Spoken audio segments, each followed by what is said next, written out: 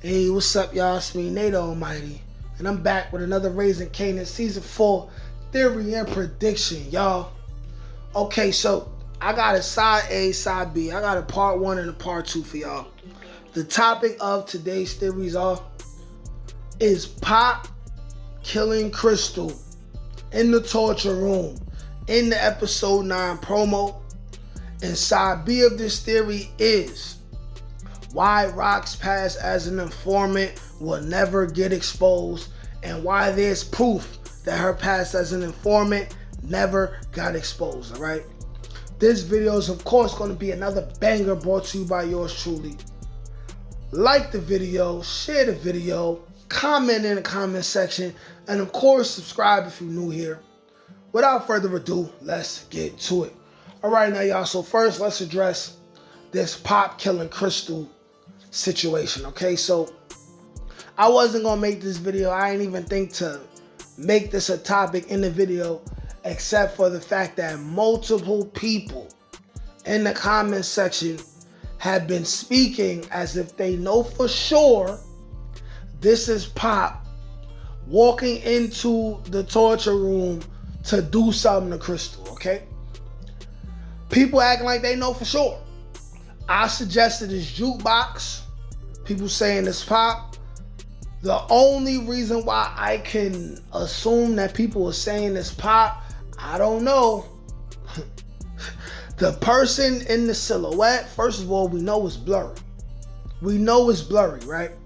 If it was Pop for sure, then there'd be a whole lot more That's Pop videos, you know what I'm saying?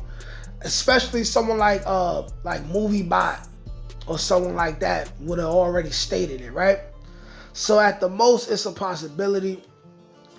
Some people saying it's one of the cops. That's the first assumption we can make, except we know that Wiley and Pickett are two assumingly tall and slender gentlemen. On the skinny side of things, this looks like someone who has some kind of shape and is also bow-legged, right? I don't think Wiley or Pickett are bow-legged at all. So we have to conclude that this is most likely a woman. Now, we're still trying to break down who is the woman, of course, right? But to me, it's jukebox. No one has said any reasoning why they think it's Pop.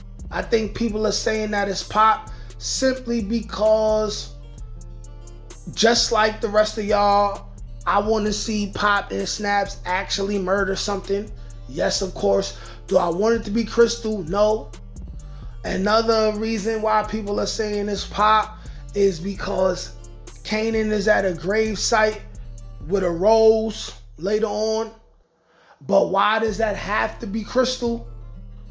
We have to understand that he obviously cared more about Famous than Krystal. So why would they show him going to Krystal's gravesite and not Famous's? Also, his grandmother, who he would care about more than Krystal, died as well.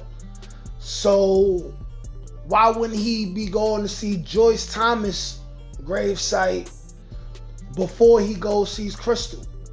That's what conflicts me and why I can't say that it's Pop. I mean, it's possible, but I definitely do not think so. Like, I just don't think it is. I think story-wise, it would mean more to the story if Jukebox is the one who ends up rescuing Krystal. It does more for the character arcs of both of those women, all right? Now, Pop is going to die regardless. She going to die regardless if she kills Krystal or not, right? So we don't necessarily, from a narrative perspective, it's not even like necessary for us to see that, if you guys understand what I'm saying, right? I believe it's Jukebox. If y'all still believe it's Pop, let me know. If y'all was able to freeze frame it and zoom in and it's definitely Pop's face, let me know. I'll make a video correcting myself, but I just don't think that's the case. But now let's go into part 2 of this video, right? Where we discuss why Raqs' past as an informant will never get exposed, and then the proof that it never got exposed, right? For one, there's virtually nobody left alive who knows her secret except maybe Captain Baptiste, but it has never been confirmed if he even really knows. I'm only mentioning Captain Baptiste because towards the end of last season, when Howard was about to get evaluated to go up a rank in his job, Baptiste said something slight like, let's just hope he doesn't have any new girlfriends, blase blah, blase blah, right? That's one.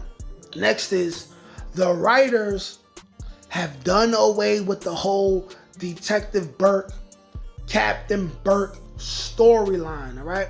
At least it looks that way. Maybe because Howard is dead, there's no reason for Captain Burke to even look further into the situation, because they were accusing Howard of having something to do with Burke's death in the first place, right? Next is, Kanan will, of course, never tell anyone his own mother is a rat.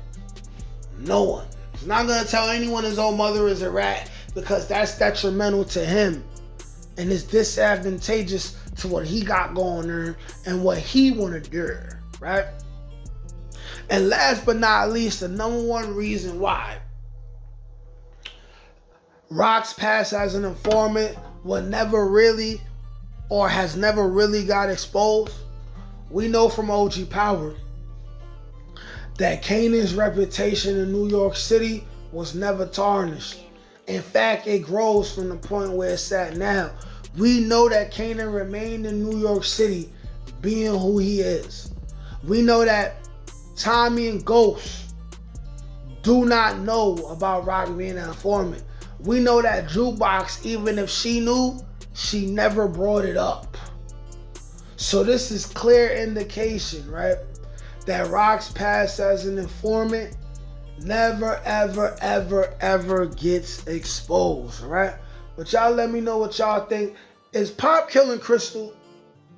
Or maybe it's just Pop going to speak to Krystal, right?